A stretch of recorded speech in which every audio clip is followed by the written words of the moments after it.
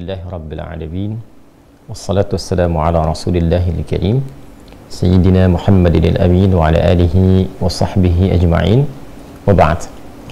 Nah teman-teman, insya Allah petunjuk yang kita tampilkan di kesempatan pagi kali ini secara cepat dan singkat adalah hal yang terkait dengan kehidupan maliyah, aspek-aspek harta benda yang terkadang beberapa tantangan yang didapati adalah sebagian manusia, termasuk dalamnya umat Islam, terjebak dalam persoalan utang piutang. Dasar dari pembahasan ini seringkali ada pertanyaan, yang kadang di dalam pertanyaan itu juga ada permintaan, bahkan tidak sedikit yang tuntutan. Ya, seringkali juga kurang menempat gitu ya. Teman-teman, bersyukur kita pada Allah Subhanahu wa taala saling share, ya kan? Saling bisa memberikan solusi dalam arti mengarahkan dan sebagainya, tapi juga harus menempatkan. Ya, tidak sedikit yang berkirim surat, ya persoalannya masalah-masalah utang piutang, tapi juga tidak sedikit yang meminta kami untuk melunasi utang ya. Kadang-kadang bagaimana cara berpikirnya gitu ya.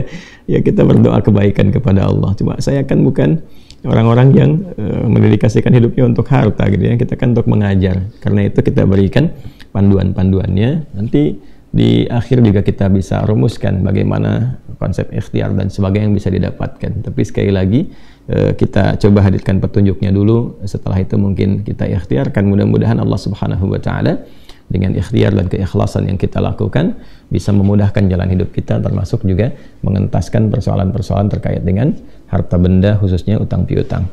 Petunjuk dalam Al-Quran tentang pengentasan utang piutang. Baik, bismillahirrahmanirrahim. Teman-teman, tidak ada satupun persoalan dalam kehidupan yang tidak kita dapati solusinya. Dan betapa berbahagia kita, betapa indahnya Islam, tidak ada satupun persoalan dalam kehidupan kecuali dihadirkan solusi dan jawabannya. Bahkan itu dimulai sejak Nabi SAW diberikan risalah pertama yang berkelanjutan, sempurna isinya, dan dipraktekkan melintasi zaman. Semuanya sesuai dengan keadaan kita. Dan Masya Allah itu menunjukkan kebenaran risalah Islam. Bukan kreasi Nabi, bukan karang-karang Nabi, tapi memang hadir dari petunjuk Allah Subhanahu wa taala yang mengetahui seluk-beluk kehidupan kita.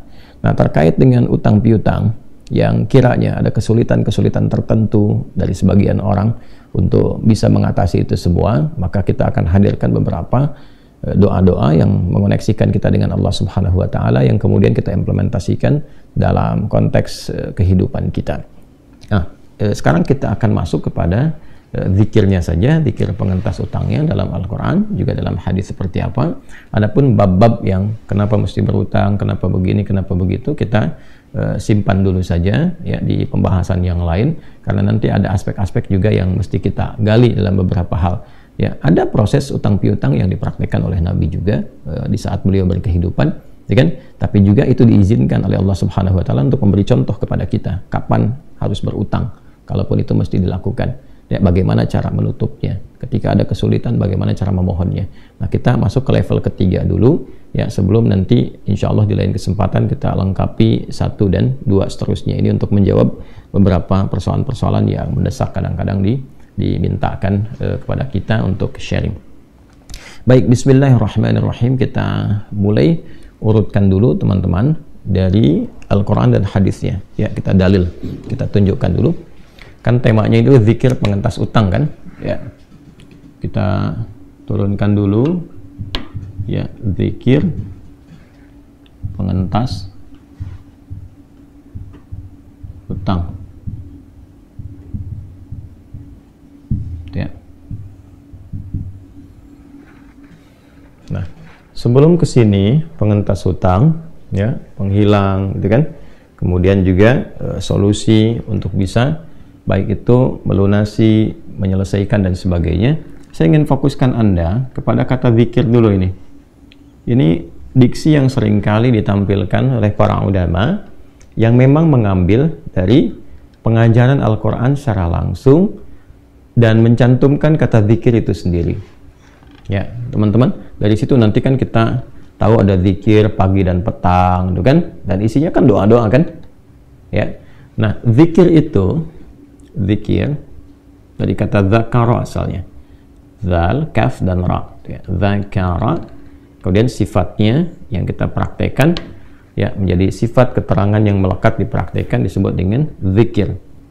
Ya, dzakara yadzkuru dzikran. Ya. Ini.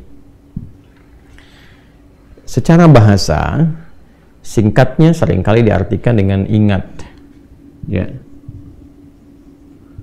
Hal dzakarta syai'a, apakah kamu ingat ya tentang sesuatu itu? Ini. Kalau kita gali lebih dalam, sesungguhnya kata dzakara itu adalah proses mengoneksikan diri kita ya dengan objek tertentu. Ya.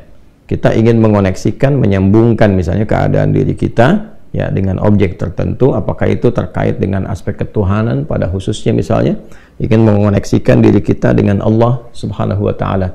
Kita sebagai hamba, Allah sebagai Tuhan yang hak misalnya. Ya kan? Maka dalam bahasa Arab bahkan dalam Al-Qur'an, konektivitas itu disebut dengan zikir. Makanya kenapa disebut dengan ingat? Karena saat ingat kita terkoneksi kan? Ya kan? Ketika teman-teman ingat kejadian di masa lalu, kita terkoneksi dengan keadaan itu kan? Begitu terkoneksi, maka hadirlah kemudian beberapa gambaran-gambaran dalam diri kita yang membimbing kita untuk bersikap. Ya, antum siapa ya? Oh ingat nggak? Kemarin kan kita pernah bertemu.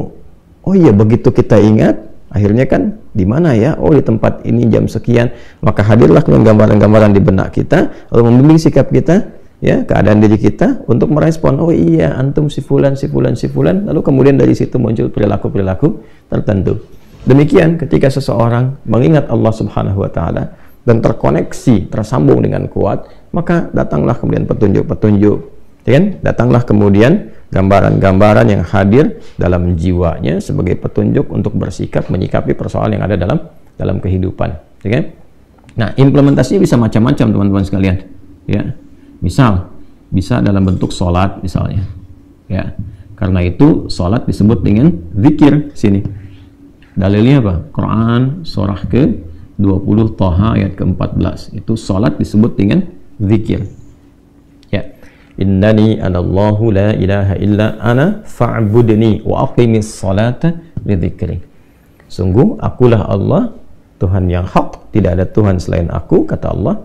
Maka buktikan kebertuhananmu kepadaku dengan menunaikan sholat, sembah aku ya, dan tunaikan sholat sebagai zikir. Nah ini kepadaku yang mengoneksikan engkau denganku karena imanmu. Jadi sholat disebut dengan zikir karena saat sholat kita terkoneksi dengan Allah, ya. Baik, pun demikian doa. Nah ini doa juga disebut dengan zikir. Nah, doa ya disebut dengan zikir. Karena saat kita terkoneksi ya dengan Allah itu dalam keadaan berdoa. Saat berdoa kan kita nyambung kan, terkoneksi dengan Allah kan, bahkan menyebut namanya ya. Makanya seringkali ada zikir-zikir, azkarus sabah, azkarul masa, zikir pagi, zikir sore, isinya kan doa semua tuh. Ya, kenapa doa disebut dengan zikir? Karena seseorang saat sedang berdoa, dia mengoneksikan dirinya dengan Allah Subhanahu wa taala. Karena itu dalam Al-Qur'an di surah ke-7 khususnya Al-A'raf di ayat ke-205 itu doa disebut dengan zikir. Wadhkur rabbaka fi nafsika tadarruan wa khifatan wa dunal jahri minal qaul. Maka berdoalah, minta, berzikirlah dalam hatimu yang paling dalam. Maksudnya apa? Minta dengan segenap hati, dengan khusyuk.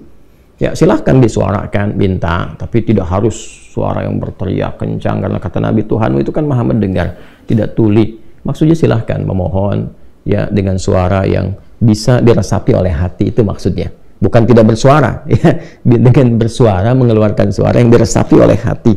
Ya, kalau suara kencang kan hati juga meresapnya kan turun ya, antara lisan dengan hati kan selalu begitu. Kalau ingin beriringan, maka transmisi gelombang itu harus sama, antara suara dengan hati disatukan, ketemu tuh di satu titik ya. Begitu kita keluarkan suara, hati meresapi, kan gelombangnya kan akan sama tuh ya. Ya, nggak terlalu kencang, nggak juga terlalu rendah gitu, akan ketemu di satu titik. Nah, itu yang dimaksud di ayat ini ya. Poinnya adalah silahkan berdoa, koneksikan dirimu dengan Allah. Jadi kalau berdoa itu upayakan terkoneksi, bukan cuma sekedar menyebut ya, alhamdulillahilladzi ahyana ba'da ma amatana wa ilaihin nusyur. Doa habis bangun tidur kan, bangun tidur berdoa, bukan cuma di lisan, karena doa itu disebut dengan zikir ya. Jadi upayakan yang dibaca itu terkoneksi terhubung kepada Allah. Bagaimana bisa terhubung? Kalau imannya jalan, kalau hatinya meresapi itu. Makanya ketika kita berdoa, usahakan itu dalam keadaan sadar. Ya, sadar, jangan dulu sambil ngantuk begini. Nah, kesadaran itu didorong oleh kehusyuan dalam hati. Itu yang dimaksud zikir. Ya, wadhkur rabbaka fi nafsika tadarruan wa khifatan wa dunal jahri minal qaul. Ini gambarannya, teman-teman sekalian. Maka doa disebut dengan zikir karena mengoneksikan seorang hamba dari permohonannya kepada Allah Subhanahu wa taala. Ini ya, kebertuhanan kita kepada Allah, sekaligus memberikan kesan jangan sekedar melafazkan, tapi iringi lafaz kita itu dengan penguatan dalam jiwa kita. Ya, termasuk Al-Quran juga. Ya, ketika kita membaca, baik itu qiraat, ya, bahkan itu tilawah, bahkan itu hafalan. Ya. Qiraat, mana dalilnya misalnya? Qiraat itu sekedar membaca. Bukankah saat kita membaca, merasakan diri kita lebih terkoneksi dengan Allah kan? Ya, tandanya ada ketenangan dalam jiwa kita. Sehingga konektivitas kepada Allahnya lebih kuat. Ya, apa dalilnya? Quran dalam konteks bacaan disebut dengan zikir. Quran surah ke-15 Al-Hijr. Quran surah ke-15 ayat ke-9. Inna nahnu nazzalna dzikra wa inna lahu lahafizun. Kan? Kami, kata Allah, dengan keagunganku yang menurunkan Al-Quran kepadamu. Kami di situ ta'zimun nafsi li ta'zimi sya'ni, dengan segala keagunganku, kan? Ya, diturunkan Al-Quran sebagai sesuatu yang dahsyat, istimewa, agung. Ya. Kemudian apa fungsinya? Ya, Quran itu sebagai zikir, nazzalna dzikra, zikra yang mengoneksikan engkau dengan Allah. Jadi kalau kita ingin terkoneksi dengan Allah, mendapatkan petunjuknya, gali banyak Al-Quran. Cara menggalinya bagaimana? Bisa baca dulu. Kalau nggak bisa baca, bagaimana mendapatkan petunjuknya? Setelah itu, nah ini dia. Setelah bisa baca, kemudian secara tematik kita keluarkan apa yang kita butuhkan dari Al-Quran. Ya, solusi apa? Apakah sedang sakit, bagaimana minta kesembuhan? Apakah sedang dilihat tentang piutang seperti bab kita, bagaimana cara mengeluarkan ayatnya? Apakah sedang ada kesulitan tertentu dalam pekerjaan, kehidupan rumah tangga, apa ayatnya? Babnya sudah ketilawah. Karena itu saat tilawah, ya, tuliyat itu kan dibacakan, dipahami, didengarkan, ya, kemudian itu disebut juga dengan zikir. Ya, dari mana taunya misalnya? Ya, kita lihat di Quran surah ketiga Ali Imran misalnya di ayat 191. Tuh. Alladzina yadhkuruna Allaha qiyaman wa qu'udan wa 'ala junubihim wa yatafakkaruna fi khalqis samawati wal ard. Ya, ulul albab itu siapa ulul albab? Orang yang paham sesuatu pada intinya. Dari mana bisa paham? Karena dia terkoneksi dengan Allah. Dia sering tilawah, sering berpikir, merenungkan sesuatu, meriset, membawa petunjuknya. Karena itu ketika dia meriset, terkoneksi dirinya dengan Allah. Ya, minta petunjuk, bertambah keimanan. Nah, tentang penambahan imannya terkait dengan tilawah itu ada di Quran surah ke-8 misalnya ayat kedua. Dibuka dengan iman, diakhiri dengan tilawah. Innamal mu'minuna alladzina idza dzukirallah wajilat qulubuhum wa idza tuliyat tilawah alaihim ayatuhu zadatuhum imana wa ala rabbihim yatawakkalun. Jadi orang beriman tuh, insan beriman tuh ukurannya kalau disebutkan nama Allah ada konektivitas. Ya. Nah, nanti ada jawaban dalam hatinya, konfirmasi. Setelah itu dia bertilawah, begitu dibacakan ayat-ayat kepadanya, kan itu dibacakan saja bertambah imannya. Ya. Kemudian setelah itu apa? Konektivitasnya terjalin kuat, wa ala rabbihim tawakkalun. Demikian juga dengan hafalan. Jadi kalau kita sudah bisa baca, kemudian kita tilawahi, nah ada ayat-ayat yang kita praktekkan, dengan apa caranya? Ya dihafal, ya kan? Nah, hafalan ini ada yang bentuknya hafalan-hafalan tematis. Misal dalam doa nih, kan ada ayat-ayat dalam Quran, kalau sakit baca apa, ya kan? Supaya kita mudah, kan nggak harus di setiap situasi bisa pegang mushaf, ya kan? Maka hafalkan ayat-ayat itu, kita bawa, ya kan? Nah, ini gambaran contohnya. Maka saat kita akan bawa, di setiap keadaan bisa kita praktekkan, maka hafalan mendorong kita untuk mempraktekkan dengan mudah. Nah, hafalan pun disebut zikir. 4 kali disebutkan dalam Al-Quran. Ya. Di Quran surah ke-54. Ya. Kita temukan teman-teman sekalian, ada 4 kali disebutkan ketika Allah berfirman, وَلَقَدْ يَسَّرْنَا الْقُرْآنَ لِلذِّكْرِ فَهَلْ مِنْ مُدَّكِرٍ. ya dengan menggunakan kata zikir. Saya ambil salah satu saja langsung di ujungnya di ayat ke-40 ya. Jadi kalau kita ambil bagian ini keseluruhannya kita gabungkan dan kita kembalikan ke tema kita tentang zikir pengentas utang, maka kita akan temukan bimbingan. Satu, ya, apa yang dibaca, zikirnya yang dimaksudkan apa yang dibacanya, dan bagaimana cara membacanya, ya. Tiga, kapan. Nah, jelas ya. Nah, sedangkan kalau kita temukan kata zikir dalam Al-Quran, bentuknya menjawab semua bagian apa yang kita pertanyakan ini. Jadi saya gali dari dasar dulu ya, supaya kita paham. Dan dengan pemahaman ini, mempraktekannya akan berbeda dengan sekedar cuma saya sebutkan, baca ini ya, baca itu ya, gitu ya. Saya ingin Anda mengerti, saya mengerti, kita mengerti saat membaca itu dasarnya apa. Nanti bisa mengajarkan kembali, itu bukan sekedar kita praktekkan. Dan ini dasarnya adalah keyakinan yang paripurna, jangan pernah ragu sedikit pun. Kita mulai saja cepat. Apa yang dibaca? Kalau terkait dengan apa, kita urutkan ke sini, berarti kan kaitannya dengan doa ya. Baik ya. Zikir diantara maknanya adalah doa. Doa apa yang dibaca, yang diberikan petunjuk dalam Al-Quran, setidaknya untuk pengentasan utang piutang, ya kan? Itu gambarannya. Lalu masuk ke sini, bagaimana qiraatnya, seperti apa tilawahnya, dan konsekuensinya dihafalkan. Lalu setelah itu bagaimana membacanya dan kapan, saat dalam keadaan bagaimana kita bacakan. Yuk kita urutkan cepat ya teman-teman sekalian. Ya, kita akan mengacu praktek ini kepada apa yang diajarkan Rasulullah SAW. Karena syahadat kita kan begitu. Asyhadu an la ilaha illallah, kebertuhanan kita kepada Allah, wa asyhadu anna Muhammadan Rasulullah. Cara kita bertuhan, cara bertuhan kan mempraktekkan ibadahnya termasuk doanya adalah berdasarkan petunjuk Rasulullah SAW. Jadi kalau kita kaitan dengan Allah kita ambil dari Al-Quran, kaitan dengan Rasulullah kita ambil dari hadis. Prakteknya disebut apa? Sunnah. Jadi jalan yang kita ikutinya dalam praktek kesemuanya itu disebut dengan sunnah. Baik teman-teman, kita akan coba urutkan dulu ayat-ayatnya ya. Quran surah ke-71, surat Nuh ya. Saya kasih kurung untuk memperjelas surat Nuh. Jadi kalau nanti ada kekeliruan, teman-teman bisa langsung luruskan ya. Ayat 10 sampai dengan ayat 12. Sudah? Nah, pelan-pelan. Di halaman 570 sampai 571 ya, kalau saya tidak keliru, dari kiri bawah sampai buka lagi ke atas satu tuh. Kemudian lanjut, Quran surah ketiga, Ali Imran.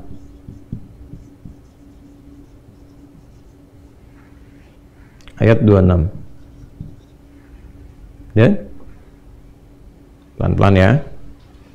Kemudian Quran surat pertama Al-Fatihah. Ya, sebagai penutup ayat 1 sampai 7. Dan nah, sekarang praktek hadisnya.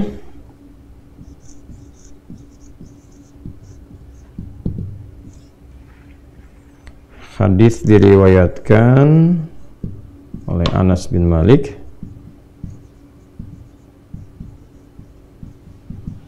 diteruskan oleh Al-Mundhiri. Saya tuliskan diteruskan ya. Kalau cuma dikasih kurung nanti salah persepsi.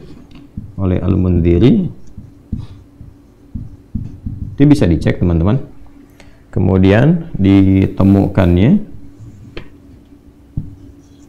ini tekan ke atas, ditemukan di kitab Al-Jami' As-Shaghir, Jami' As-Shaghir karya Imam At-Tabrani. Imam At-Tabrani. Nomor hadis 558. Yang mendapatkan pengajaran tentang doa ini adalah sahabat Mu'adz bin Jabal. Jadi kita lengkapi sampai ke sirahnya. Ya, jadi kalau kita nanti cari, kita temukan kitabnya di mana? Ini Al-Jami' As-Shaghir nomor hadis 158. Rawinya siapa? Anas bin Malik. Yang meneruskan siapa? Al-Mundhiri. Yang mengalami siapa? Mu'adz bin Jabal radhiyallahu taala anhu. Nanti ini bisa dilacak. Itulah indahnya dalam Islam. Dalil ada, transmisi urutannya ada, terus bukti sejarahnya ada. Kan dilacak orangnya ada. Mu'adz ada enggak? Ada. Imam Tabrani ada enggak? Ada. Kitabnya juga ada. Al-Mundhiri ada enggak? Ada. Anas bin Malik ada. Di sirah bisa dilacak, kejadiannya bisa ditemukan, kapan, dalam keadaan apa, seperti apa. Itu indahnya dalam Islam. Ini nggak ada satupun persoalan kecuali ketika dijawab itu sanadnya tersambung semua. Itu prakteknya ada. Dan ini bukan rekayasa gitu. Itu indahnya dalam Islam, tuh komplit semuanya. Ya. Yuk kita teruskan dulu teman-teman sekalian ya. Saya akan keluarkan dulu dari sisi Al-Qur'annya untuk membuka, lihat urutannya ya. Pertama Quran surat 71, surat Nuh ayat 10 sampai 12. Ya. Ini amalannya kita turunkan dalam bentuk amalan dulu ya. Satu, istighfar. Istighfar. Dah? Tas ya. Dalilnya apa? Ini Quran surah Nuh surat 71 ayat 10 sampai 12. Faqul tustaghfiru rabbakum innahu kana ghaffara yursilis samaa'a 'alaikum midrara wa yumdidkum bi amwalin wa banina. Ya kan? Nah, ini dia poinnya. Wa yumdidkum bi amwalin, dan melapangkan urusan hartamu. Ya. Di ayat yang ke-12 koneksinya ayat 10, terus intinya di ayat ke-12-nya. Faqul tustaghfiru rabbakum, maka aku, ya kan, mengatakan, ini lisan Nabi Nuh yang disampaikan oleh Al-Quran, bagaimana Nabi Nuh mengajak umatnya untuk memperbaiki diri, mengoneksikan kembali diri mereka kepada Allah, bertobat, ya, memperbanyak istighfar karena salahnya banyak. Nah, kemudian apa manfaat dari istighfar itu? Maka hal-hal yang terkait dengan kesulitan hidup kita, baik terkorelasi dengan alam misalnya, ya, ini kaitan dengan hujan, yang ayat 11-nya. Hujan misalnya belum turun, kemarau dan sebagainya. Boleh jadi ada keadaan yang tidak terkait dengan alam saja. Alam kan yang menundukkan Allah.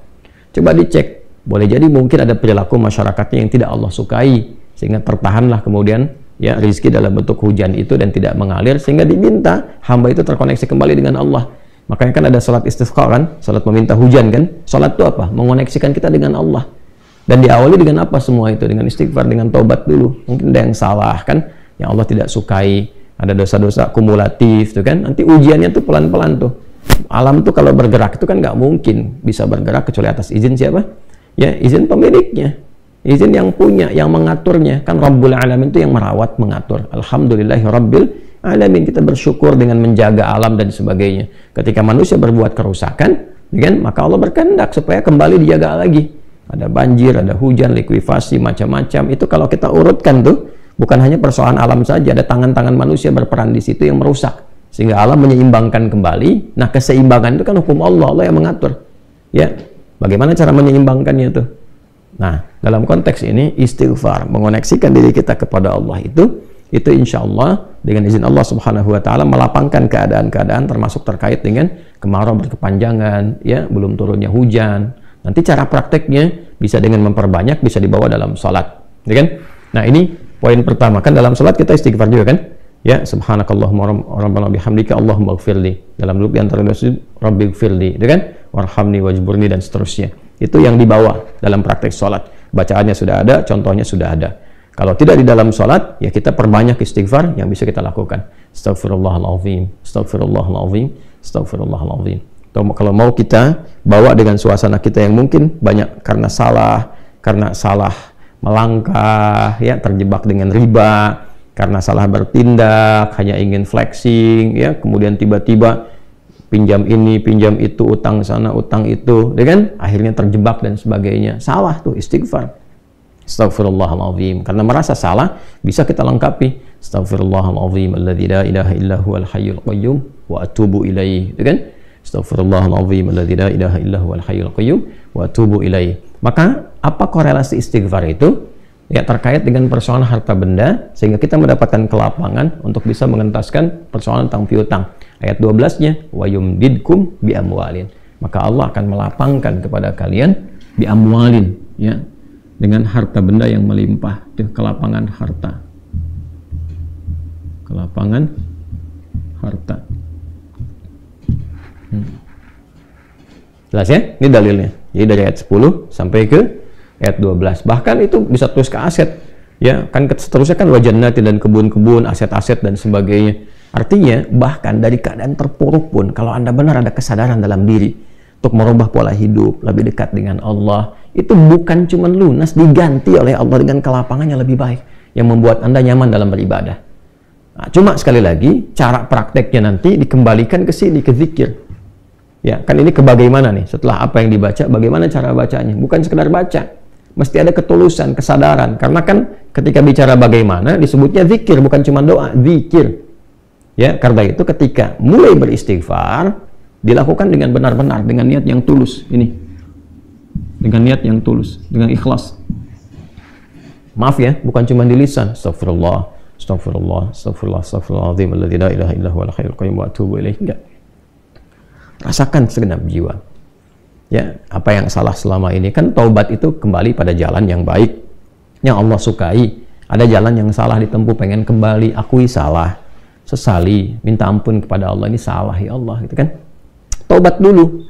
Ya, taubat itu kan membuka sekat ya. Kalau saya kasih logika sederhana itu, saya kan sering gambarkan kalau ada, mohon maaf ya, gelas misalnya, saya tidak pandai menggambar dan seterusnya.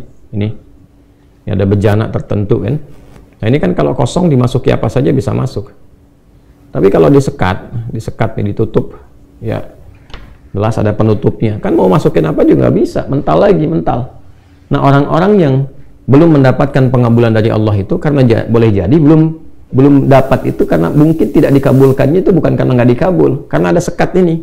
Jadi begitu Allah kabulkan misalnya itu mental lagi, hukumnya begitu, karena ada penutup. Nah ini sekat ini maksiat namanya. Ya, maksiat yang dimaksud dalam hadis itu kan, ketika Nabi menyebutkan seseorang kan, ya, thumma dzakara rajula, mengisahkan seorang lelaki yutilus safara asy'atha aghbara. Masih ingat hadis itu?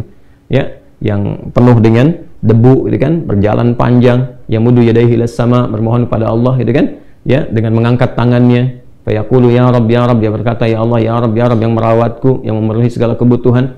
Ya, apa respon Nabi setelah itu? Anna yustajabu lidzalik. Atau kama qala Rasulullah SAW, bagaimana bisa dijawab? Kenapa? Karena mat'amuhu haram, mashrabu haram, walbasu haram, wa ghudhiya bi haram.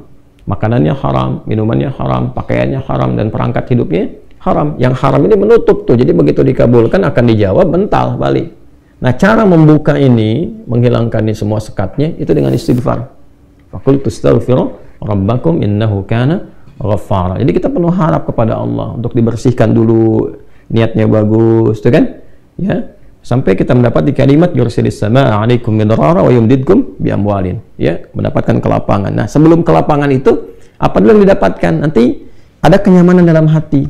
Begitu air mata mengalir, sadar, lapang hati, ada ketulusan. Nah, ketulusannya nanti disertai kesiapan, ya, dan kekuatan untuk menjalani petunjuk yang Allah berikan. Ini kerja ini seperti ini ikhtiarnya. Tuh, jadi nggak ada nawar-nawar lagi, dilakukan aja gitu. Ya, itu Masya Allah, kalau benar kita bisa atasi demikian, menghadirkan kelapangan dalam hati, ketulusan dalam bertobat dan sebagainya, itu insya Allah nggak lama jalannya. Demikian itu ada. Sampai Anda merasakan nikmatnya, Masya Allah, bisnis tanpa utang, yang tadinya sering kali terjebak dalam leasing yang nggak bisa bayar, ini yang bunga yang terus berbunga lagi. Tiba-tiba begitu selesai, Anda bisnis tanpa utang, nyamannya luar biasa, enak. Ya, nggak ada dikejar-kejar yang bikin gelisah, tuntutan begini, begitu. Sekalipun mesti ada utang-utang kecil, cash flow yang bisa diseimbangkan, tapi jalannya syar'i, indahnya luar biasa ini. Ya, dimulai dari sini dulu. Ya, nah sekali lagi, ini gambaran dasarnya teman-teman sekalian. Ya, kemudian setelah itu, setelah istighfar, kita mohonkan, kita mintakan, dan terasa ke dalam jiwa itu. Ya, ini gambarannya, apa yang dibaca, bagaimana cara baca. Teruskan lagi, masuk ke sini. Quran Surah Ali Imran, Quran Surah ketiga, ayat ke-26. Saya ulangi ya, Quran Surah ketiga, ayat 26. Coba lihat ya, sebelah kanan tuh di pertengahan. Ya'udzubillahi minasyaitonir rajim, bismillahirrahmanirrahim. Qulillahumma malikal mulki tu'til mulka man tasha' wa tanzi'ul mulka mimman tasha' wa tu'izzu man tasha' wa tudhillu man tasha' biyadikal khair innaka 'ala kulli syai'in qadir. Ya. Kalau mau disambung itu dengan baca praktek dalam hadisnya yang Nabi ajarkan, maka silahkan bisa dipraktekkan langsung dari bimbingan Nabi. Ya, ini di Al-Jami' As-Shaghir karya Imam At-Tabrani nomor hadis 58. Nanti rawinya yang menyampaikan sahabat Anas bin Malik radhiyallahu taala anhu, diteruskan nanti oleh Al-Mundhiri. Nah, apa kisahnya? Kisahnya disampaikan bahwa Nabi SAW satu saat mengajarkan kepada sahabat Mu'adz bin Jabal. Ini sahabat Mu'adz ini banyak sekali mendapatkan beberapa petunjuk-petunjuk dari Nabi yang sangat penting dan sifatnya strategi semua. Jadi teman-teman yang diplomat misalnya, nah nanti ada fikih diplomat dalam Islam. Mulai dari bagaimana cara memetakan wilayah. Sebelum berangkat tuh udah belajar dulu. Jangan sampai ditugaskan di satu negara, ya Anda nggak pelajari, tiba-tiba langsung datang begitu aja. Ya, saya seringkali memberikan masukan pada teman-teman diplomat yang bertemu, jangan sampai terjadi ditugaskan di satu negara, bahkan nggak bisa bahasa negara itu. Tugaskan di Arab, nggak bisa bahasa Arab. Tugaskan di Brazil, nggak bisa bahasa Amerika Latinnya misalnya. Ya kan? Tugaskan di Jepang, nggak bisa bahasa Jepang. Sebelum berangkat, pelajari dulu di mana ditempatkan. Kursus belajar dulu, praktekkan. Ya, jangan sampai nanti berangkat di tempatnya yang dipakai cuma satu bahasa aja. Memang bahasa Inggris kan global, tapi kalau kita tahu bahasa daerah itu lebih efektif tuh komunikasi. Ya, nah ini gambarannya itu Mu'adz itu banyak dapat dari Nabi itu. Sebelum berangkat ke Yaman, Nabi berikan dulu petunjuk, ini mitigasi dulu wilayahnya. Kamu akan temukan golongan ini, golongan ini, golongan ini. Kalau bertemu dengan yang ini, sikapnya mesti bagaimana? Ya, bagaimana cara menyampaikan pesan-pesan itu sehingga diterima dengan baik, dengan nyaman, dengan matang. Hasil mitigasi Mu'adz bin Jabal itu nanti akan diteruskan kemudian di era setelahnya. Ya, cuman tugas aja tuh sebagai diplomat. Tapi setelah itu di eranya Umar bin Khattab ditempatkan sebagai gubernur beliau. Ya, di era itu yang bisa mengentaskan kemiskinan. Karena apa? Ada riset sebelumnya. Ya, dan jadi ya perwakilan wilayah di situ. Yaman kan pada masa-masa itu adalah bagian provinsi bahkan. Umar bin Khattab naik jadi khalifah, pemimpin tertinggi, Mu'adz bertugas untuk memimpin wilayah Yaman dan mengentaskan kemiskinan dalam jangka waktu yang sangat singkat, 3 tahun saja. Hasil dari itu semua. Ya, Anda diplomat, begitu punya pengalaman, sesaat jadi dubes, jadi lebih baik. Nah, di antara pelajaran yang pernah disampaikan oleh Nabi, yang diajarkan kepada Mu'adz bin Jabal, ya Mu'adz, atau kama qala Rasulullah SAW, wahai Mu'adz, wa'allimuka du'aan, aku akan ajarkan kepadamu satu doa. Ya, dan jelas kalimatnya. Bisa mengentaskan kesulitanmu, utang-utangmu, dain kalimatnya tuh, walaupun itu sebesar Jabal Uhud, gunung Uhud. Masya Allah. Ya, Mu'adz, maukah engkau aku ajarkan satu doa yang kalau engkau baca itu, engkau punya utang, terjebak dalam satu kondisi, ya, walaupun sebesar gunung Uhud, Allah akan melapangkannya.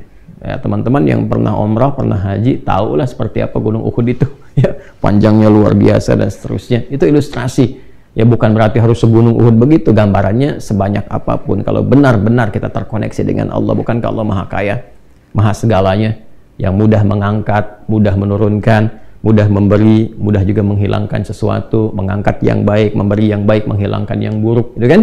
Dan seterusnya.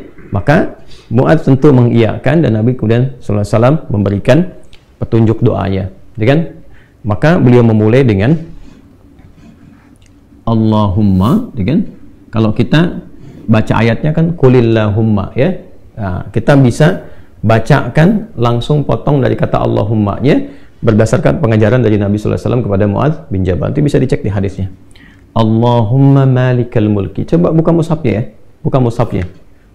Teman-teman buka mushaf ini, mushaf masing-masing di rumah, cari Quran surah ketiga Ali Imran ayat 26. Kan kata kulnya di situ, kalau kita baca Quran harus dibaca semuanya. Qulillahumma.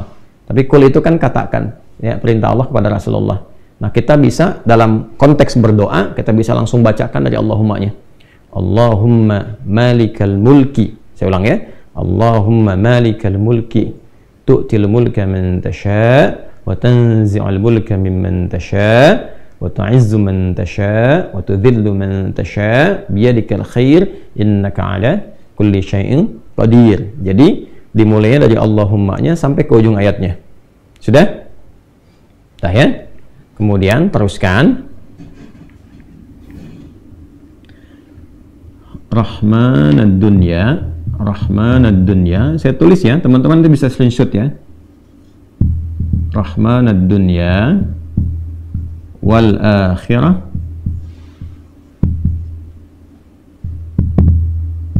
rahmanad dunya wal akhirah wa rahimahuma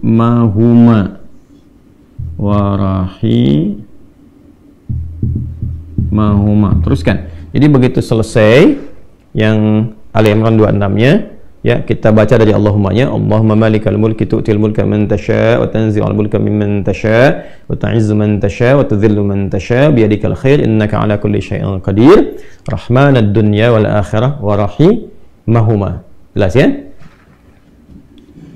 Tu'ti hima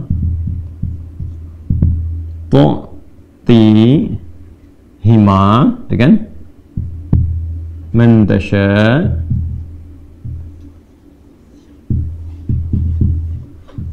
dah wa tamna'u minhuma man tasha.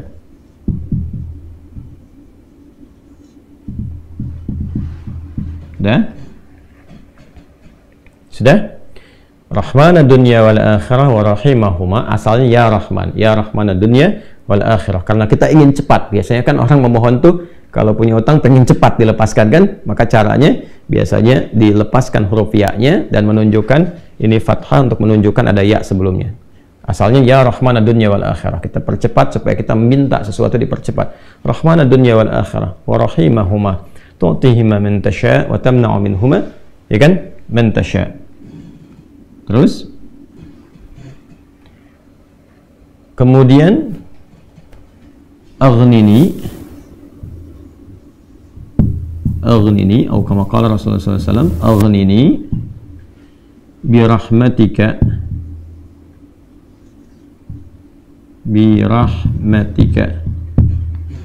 sudah?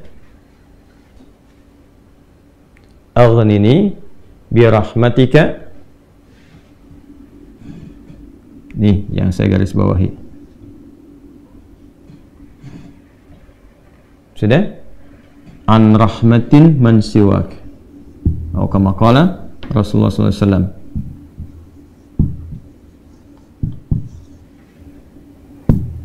An rahmatin man siwak. Sudah? Ini poinnya di sini yang saya garis bawahi. Allahumma malikal mulki tu'til mulka man tasha. Ya Allah yang menggenggam segenap kekuasaan, Engkau memberikan kekuasaan pada siapa yang Engkau kehendaki. Wa tanzi'ul mulka mimman tasha, dan juga mencabut, mengambil kekuasaan dari siapa yang Engkau kehendaki. Wa tu'izzu man tasha, Engkau mengagungkan, mengangkat siapa yang Engkau kehendaki. Wa tudhillu man tasha, dan Engkau bahkan merendahkan di antara makhlukmu yang Engkau kehendaki sesuai dengan hukum-hukum-Mu. Biyadikal khair, segala ketetapan kebaikan dan segala kemuliaan ada dalam ketetapan-Mu. Innaka ala kulli syai'in qadir, hanya Engkau yang paling kuasa untuk menetapkan segala hal. Rahmanad dunya wal akhirah, ya Allah yang maha pengasih, yang sempurna kasihnya dalam urusan dunia dan akhirat. Wa rahimahuma, dan sempurna kasih sayangnya dalam segala urusan dunia dan akhirat. Tu'tihi man tasha, Engkau memberi siapapun baik di langit ataupun di bumi kepada siapa yang Engkau kehendaki. Wa tamna'u minhum man tasha, Engkau pun bisa mencegah apapun terjadi bagi siapapun makhlukmu di langit ataupun di bumi. Jadi kita mengambil dua hal nih, yang baik Allah kasih, dari yang buruk-buruk dicegah, gitu kan? Kemudian ini yang paling indah, aghnini birahmatika, ya Allah lapangkan aku. Aghni itu dari kata ghina, aghna yughni, aghni asal katanya dari kata ghina, sesuatu yang lapang dari segi harta, kayakan. Kadang diambil majas untuk mengayakkan hati. Di sini maksudnya ke materi. Kayakan aku ya Allah, berikan aku kecukupan yang melapangkan aku, ya kan, dari urusan-urusanku. Maksudnya ini terkait hutang. Birahmatika, dengan rahmatmu. Ya ini bahasanya indah sekali. Ini balaghahnya tinggi banget ya. Ya kalau kita ambil ke bahasa kita kan begini. Ya Allah, yang paling sayangkan Engkau, yang paling punya kan Engkau, yang menguasai dunia dan akhirat kan Engkau, yang memiliki kebaikan kan Engkau, yang mencegah dari segala yang sulit pun kan Engkau, yang punya solusi semuanya Engkau. Maka dengan kepasrahanku kepadamu dan pengakuanku atas semua rahmat dan kekuasaan keagungan yang Engkau miliki, aku memohon dengan rahmatmu, dengan kasihmu, hanya Engkau yang sayang ya Allah, yang bisa menyelesaikan urusanku, Ya, dan dengan rahmat-Mu aku mohon yang bisa melapangkan keadaan hartaku untuk melunasi utang-utangku. Kalau aku memohon kepadamu saja dengan segala kasih sayang-Mu, kepada sifat sayang-Mu, ya kan? Kalau aku memohon dengan segala sayang-Mu belum Kau kabulkan, maka kepada siapa lagi aku mesti mohon? Sedangkan Kau yang paling sayang kepadaku. Kalau yang paling sayang saya tidak memberi, lantas kepada siapa saja? Ya, kepada siapa lagi aku mesti memohon? Maka aku mohon, ya Allah, lapangkan keadaan diriku dengan sayang-Mu itu, sehingga aku tidak memohon dan meminta lagi kepada selain-Mu. Ini, ya, aghnini birahmatika an rahmatin man siwak. Ya Allah, semua orang sudah mengatakan nggak bisa, ini nggak mungkin, ini nggak mau, itu tidak. Maka aku memohon kepada yang paling sayang kepada aku. Kalau kepada yang paling sayang saja belum dikabulkan, lantas kepada siapa lagi aku mesti meminta? Mohon lapangkan diriku dan berikan aku kekuatan, sehingga dengan rahmat-Mu aku tidak meminta kepada siapapun selain-Mu. Ini indah banget nih kalau kita turunkan dalam bentuk pemaknaan yang balaghahnya. Ini teman-teman doanya. Ya. Setelah itu akhirnya dengan Al-Fatihah. Fatihah itu pahalanya banyak banget, kan? Di antara namanya, selain pahala itu juga ada fungsi-fungsi fadilahnya, keutamaannya. Ya, apa di antara fungsi keutamaan fadilah itu disebut juga dengan Al-Kafi, Asy-Syafi, yang mencukupkan segala hal. Kan? Yang dengan izin Allah bisa menyembuhkan, karena intisari Quran itu ada di Al-Fatihah. Maka diakhiri dengan Al-Fatihah, kemudian setelah itu tutup dengan sholawat. Tutup dengan sholawat. Nah, nanti ada hadis lain yang mengajarkan kaitan antara hutang dengan memperbanyak sholawat kepada Nabi Muhammad SAW. Ya. Nah, sholawat ini juga penting teman-teman sekalian, diperbanyak di akhir ya. Jadi setelah baca tadi Quran surat Nuh, Ali Imran, ya, istighfar dulu. Jadi kalau kita rumuskan kan ketemu 5 kan? Ya, dari mulai kita istighfar dulu dengan segala ketulusan, dalilnya surat Nuh itu, kemudian di surah Ali Imran kita bacakan, terus praktek doanya kita temukan. Setelah itu Al-Fatihah, setelah itu kemudian sholawat kepada Nabi SAW. Jadi di hadis lain ada seseorang yang diajarkan oleh Nabi SAW untuk memanfaatkan, nah ini dia, kapan waktu, di pertengahan malamnya. Ya, untuk memanfaatkan pertengahan malam itu terkait dengan utang piutang juga. Nah, lalu dia berkata, apa yang harus kami lakukan ya Rasulullah? Yang perbanyak gitu kan, ibadah kepada Allah. Lalu diajarkanlah salawat. Aku akan mengambil, kata orang itu, sepertiganya. Kata Nabi, itu baik. Kemudian kalau bisa tambah, aku akan mengambil 2/3-nya. Kata Nabi, kalau itu baik. Lalu kalau bisa tambah, aku akan mengambil keseluruhannya. Ketika orang itu menghidupkan salawat di akhir-akhir malam itu, ya, maka Nabi SAW langsung berkomentar, kama qala Rasulullah SAW, maka Allah akan mencukupkan, bahkan melebihkan apapun yang kamu rasakan gitu ya, yang kamu hadapi. Nah, itu beberapa ulama menempatkan bab itu dalam pengentasan utang piutang. Jadi kalau kita temukan, ketemulah kemudian di sana 5 bagian, yang kelimanya ditutup dengan keadaan ini kapan, yaitu waktunya tengah malam dan ditunaikan, diawali dengan sholat dulu untuk mengoneksikan diri kita kepada Allah Subhanahu wa Ta'ala. Jadi kalau Anda bertanya kapan ini dibacakan, ya, saya ulangi, kapan ini dibacakan, yang paling pokoknya adalah di pertengahan malam, di sepertiga malam. Jadi bangun malam hari supaya ada getaran kejiwanya lebih cepat mengamalkan Quran. Surah Al-Muzammil itu surah 73 ya, di ayat yang ke-6, inna nasyi'atal laili hiya asyaddu wat'aw wa aqwamu qila. Bangun malam itu bacaannya menyentuh kepada jiwa, lebih mudah mendapatkan kekhusyuan. Jadi sepertiga malam bangun, istighfar gitu kan. Ya, setelah sholat itu, sholat kita supaya bangun konektivitas dulu. Sholat itu kan kalau sudah bagus khusyuk, konektivitasnya tinggi. Setelah itu baru diistighfari. Istighfar menjelang sahar. Ya, wabil asharihum yastaghfirun, menjelang sahar mereka banyak istighfar. Nah, kalau sudah beristighfar itu Masya Allah, nanti di Quran surah ketiga ayat 17 itu nanti akan diberikan oleh Allah 4 kekuatan yang bersanding dengan orang istighfar. As-sabirina was-sadiqina wal-qanitina wal-munfiqina wal-mustaghfirina bil ashar. Punya kekuatan untuk sabar, punya kekuatan untuk membenarkan ajaran Quran dan mengamalkannya. Kemudian apa lagi? Qanitin, khusyuk ibadah. Orang yang biasa bangun malam, istighfar di ujung malam tuh lebih khusyuk ibadahnya. Nah, itu wal munfiqin, bisa jadi rajin infak, setara itu. 4 itu bisa setara. Jadi orang yang istighfar, pemahaman pertamanya bisa setara amalnya dengan orang yang rajin infak, yang khusyuk ibadah, orang yang membenarkan isi kitab dan mengamalkan, serta orang sabar. Pemahaman berikutnya adalah mendapatkan 4 keutamaan ini. Bisa rajin infak. Bagaimana bisa infak kalau nggak ada yang diinfaki? Ya, makanya itu satu-satunya juga yang menguatkan kembali bahwa ketika bisa istighfar dipraktekkan di ujung malam, wabil asharihum yastaghfirun. Kapan istighfarnya? Setelah tahajud. Dari mana taunya? Quran surah 51 dari ayat ke-15 sampai ke-18. Innal muttaqina fi jannati wa 'uyun akhidina ma atahum rabbuhum innahum kanu qabla dzalika muhsinin. Ayat 17-nya, kanu qalila minal laili ma yahja'un. Kan mereka itu orang-orang yang sedikit tidurnya, maksudnya menghidupkan malam, rajin tahajud. Setelah itu apa? Wabil asharihum yastaghfirun. Menjelang waktu sahar, sepertiga malam ke waktu sahar, ya dekat-dekat ke fajar, dia banyak istighfar. Nah, saat istighfar itulah dia dapatkan sampai hatinya khusyuk, baru bacakan ini. Ya Allahumma malikal mulki tu'til mulka man tasha' wa tanzi'ul mulka mimman tasha' wa tu'izzu man tasha' wa tudhillu man tasha' biyadikal khair innaka 'ala kulli syai'in qadir. Ar-Rahman ad-dunya wal akhirah. Itu tulisan ke sana. Wa rahimahuma tu'tihuma man tasha' wa tamna'u minhum man tasha'. Kemudian teruskan langsung ke bawah. Aghnini bi rahmatika an rahmati man siwak. Minta kepada Allah. Ya, setelah itu boleh sertakan kemudian bahasa-bahasa kita minta. Terus baca Al-Fatihah, tutup dengan salawat kepada Rasulullah sallallahu alaihi wasallam. Ya, itu dibiasakan. Nah, sampai mendapatkan kekuatan, tapi bukan berarti tidak berikhtiar. Setelah itu ikhtiar tetap. Ya, tetap berikhtiar. Ya, bagaimana cara berikhtiarnya? Ya, itu bisa kita bekerja dengan baik. Kalau nggak ada modal sama sekali, misalnya kita berikhtiar dulu dengan amal kebaikan. Datang ke masjid, berusaha rapi-rapi, gitu kan?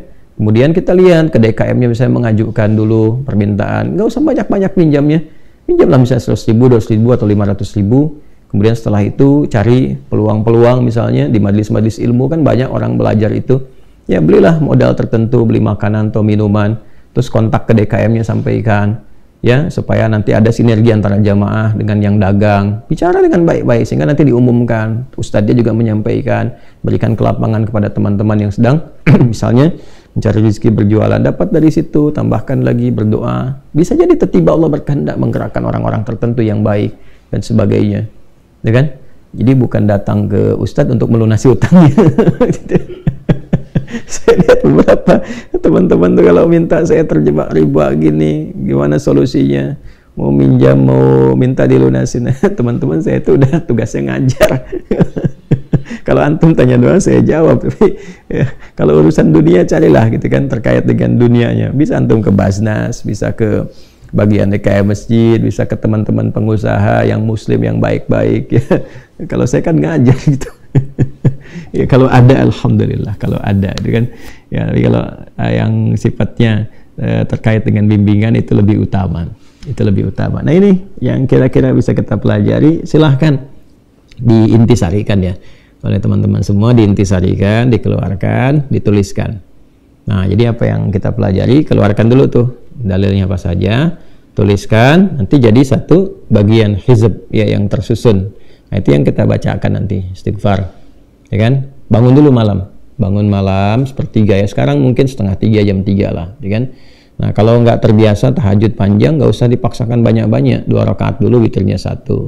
Kalau belum khusyuk, jangan dulu witir, misalnya tambah 2 rakaat lagi.